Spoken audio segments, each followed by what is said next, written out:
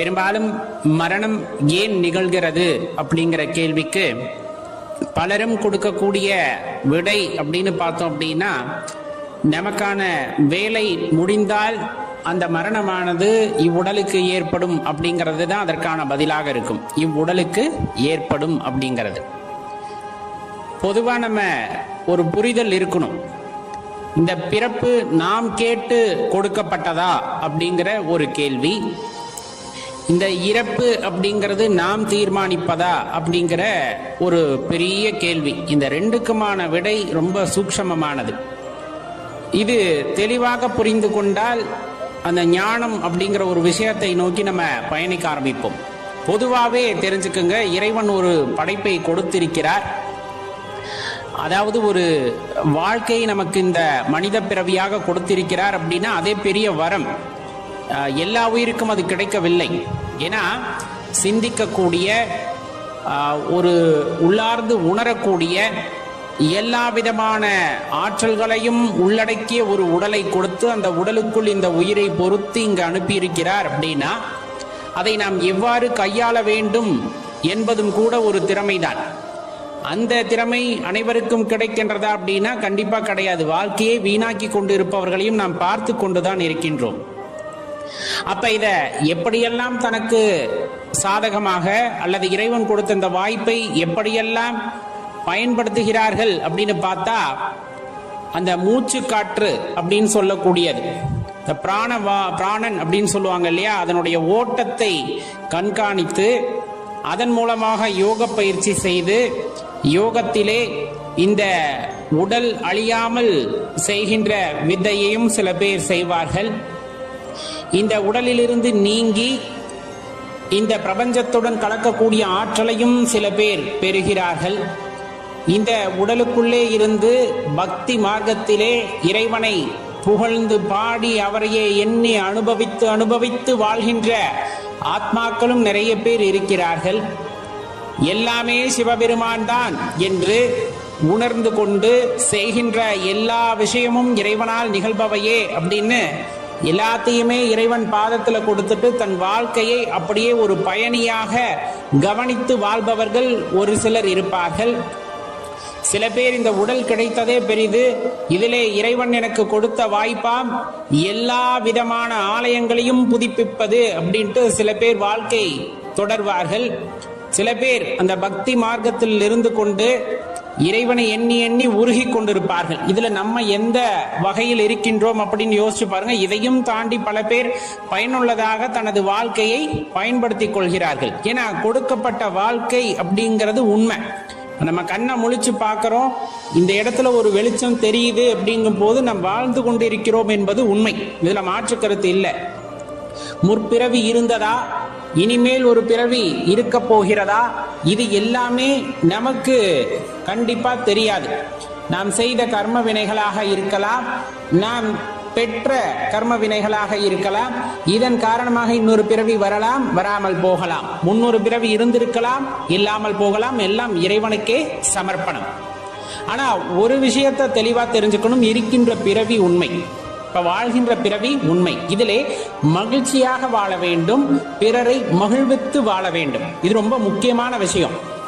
ஏன் சொல்றோம் அப்படின்னா, நம் ஆத்மாவிற்கு ஒரு ஆனந்த அனுபவம் கிடைக்கிறது என்றால் அந்த ஆனந்த அனுபவம் பிறருக்கும் கிடைக்க வேண்டும் என்று நினைப்பதே இன்றைய காலகட்டத்தில் ரொம்ப பெரிய விஷயம்.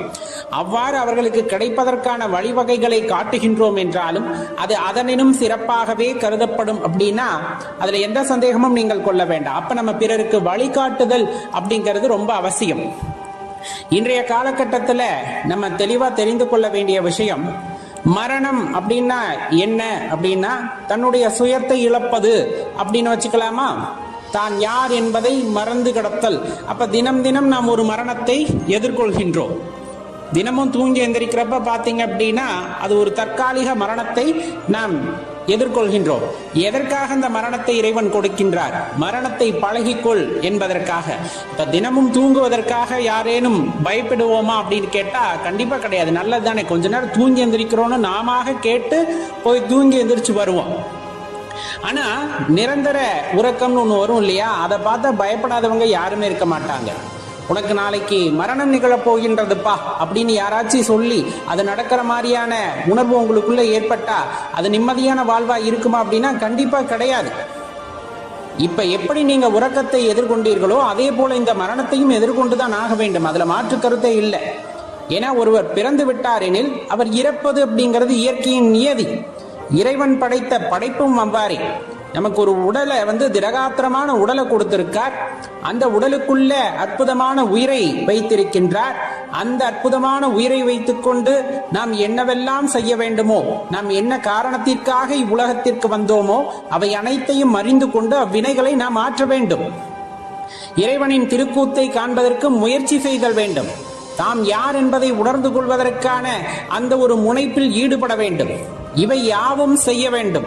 இதையாவும் செய்யாமல் புறப்பொருட்களை சேர்ப்பதும் புறப்பொருட்களிலே மூழ்கி கிடைப்பதும் அந்த காமத்திலே திளைத்திருப்பதும் இது எல்லாமே எங்க கொண்டு போய் சேர்த்துரும் அப்படின்னா கீழான பிறவியை நோக்கி சேர்த்துவிடும். எதற்காக வந்தாயோ அவ்வேலையை விட்டுவிட்டு தேவையில்லாத வேலைகளை எல்லாம் செய்து அதனால் மீண்டும் மீண்டும் பிறவி எடுக்கின்ற அந்த அற்பமான சூழ்நிலைக்கு நாம் தள்ளப்படுவோம் அப்படிங்கிறத தெரிந்து கொண்டால் நாம் அந்த மாதிரி விஷயங்களில் ஈடுபடுவோமா அப்படின்னு கேட்டா கண்டிப்பா ஈடுபட மாட்டோம். எப்ப இந்த ஞானம் நமக்கு கிடைக்கும், எப்ப இந்த தெளிவு நமக்கு கிடைக்கும் என்பதை யோசித்து பாருங்களேன். யாரேனும் ஒருவர் அனுபவசாலியாக இருந்து நமக்கு எடுத்துரைக்கும் பொழுது கண்டிப்பா ஒரு சில விஷயத்தை புரிந்து கொள்வோம். அனுபவசாலினா அப்ப மரணித்து பிறப்பவர்களோ அல்லது நான் பலமுறை மரணித்து பிறந்திருக்கின்றேன் என்று யாராவது ஒருவர் சொல்லும் பொழுதுதான் அது அனுபவசாலியாக இருக்க முடியும். அவ்வாறு யாரையும் நாம் காண முடியாது. ஆனால் வாழ்ந்த மகான்கள் அதே போல சித்த பெருமக்கள் சில சூக்ஷ்ம குறிப்புகளின் மூலமாக சில விஷயங்களை நமக்கு எடுத்து சொல்லி இருக்கிறார்கள் என்னும் பொழுது வாழும் பொழுதே எவ்வாறு வாழ வேண்டும், தன்னை உணர்தல் என்றால் என்ன, இந்த மூச்சு காற்றை எவ்வாறு பழக்க வேண்டும், இந்த மாதிரி பல விஷயங்கள். ஆனா எல்லாமே எல்லாத்துக்கும் ஒத்து வருமா அப்படின்னா அதுவும் கிடையாது. யோகத்தின் மூலமாக அப்படிங்கிறது ஒரு குறிப்பிட்ட சாரா இருக்கு. பக்தி மார்க்கத்தின் மூலமாக அன்பின் மூலமாக அப்படிங்கிறது ஒரு சாரா இருக்கு. தனது இயல்பான பணிகளை செய்து கொண்டு இறைவனையே நினைத்திருத்தல் என்பது ஒரு சாரா இருக்கு. இந்த மாதிரி அவரவருக்கு என்னென்ன விதிக்கப்பட்டதோ அதன் அடிப்படையிலே இறைவனை தேடுதல் அப்படிங்கிறதும் சிறப்பான விஷயம். ஏன்னா என்னால முடியாத ஒரு விஷயத்தை நான் தொடர்ந்து முயற்சி செய்து கொண்டிருக்கின்றேன் அப்படின்னா கஷ்டம்.